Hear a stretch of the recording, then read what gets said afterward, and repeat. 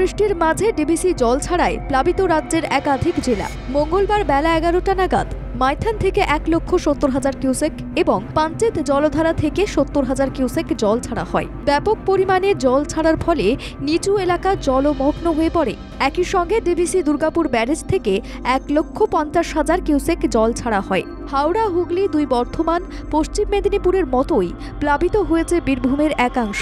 টানা বৃষ্টির জন্য জলে প্লাবিত ঝাড়গ্রামের একাংশ।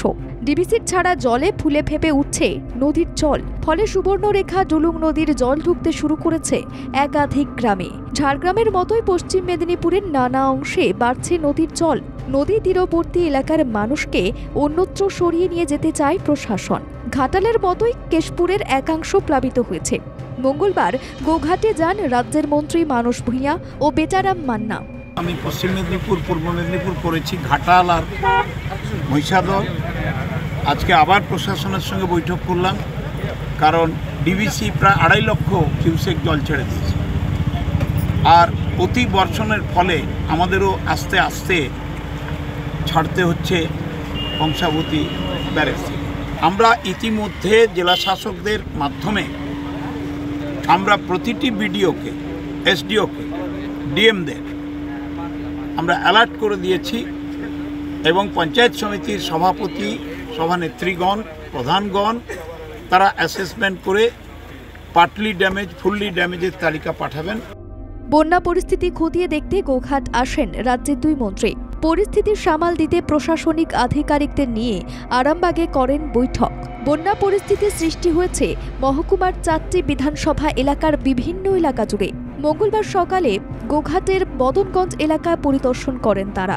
ডিভিসি ব্যারেজ সংস্কার না করার জন্য বাংলার মানুষকে মাশুল দিতে হচ্ছে বলে সরব হন বেচারাম মান্না। ডিভিসির ব্যারেজগুলো সংস্কার না করার জন্য, সেখানে সংস্কার না করে জল ধারণ ক্ষমতা কমে গেছে। এখন জল ছেড়ে ডিভিসি থেকে ভাসিয়ে দেওয়ার চেষ্টা করছে। মুখ্যমন্ত্রী নির্দেশ দিয়েছেন যাতে কোনো অসুবিধা না হয়, টানের ব্যাপারে কেউ অভিযোগের আঙুল তুলতে না পারে, সব দিক বিবেচনা। তারা কথা বলেন মানুষের সাথে, খতিয়ে দেখেন পরিস্থিতি। এরপরে জেলা শাসক, পুলিশ সুপার, মহকুমা শাসক সহ সমস্ত আধিকারিকদের নিয়ে এদিন আরামবাগ মহকুমা শাসকের কার্যালয়ে একটি বৈঠক করেন দুই মন্ত্রী। বৈঠক শেষে তারা জানান, বন্যা পরিস্থিতি সামাল দিতেই তাদের এই বৈঠক।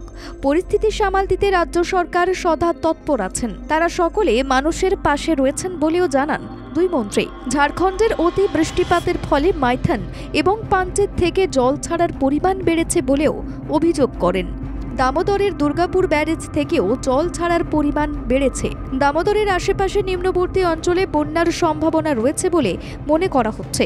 দুর্গাপুরের দামোদর ব্যারেজ থেকে জল ছাড়ার পরিমাণ এখন 1.5 লক্ষ কিউসেক। পশ্চিম বর্ধমান, বাঁকুড়া, পূর্ব বর্ধমান, হুগলি, হাওড়ার যে সমস্ত অঞ্চল দামোদরের ধারে, সেই জায়গাগুলোতে সতর্কতা বার্তা দেওয়া হয়েছে বলেও জানান সেচ দপ্তরের এক্সিকিউটিভ ইঞ্জিনিয়াররা। ব্যুরো রিপোর্ট, বাংলা জাগো।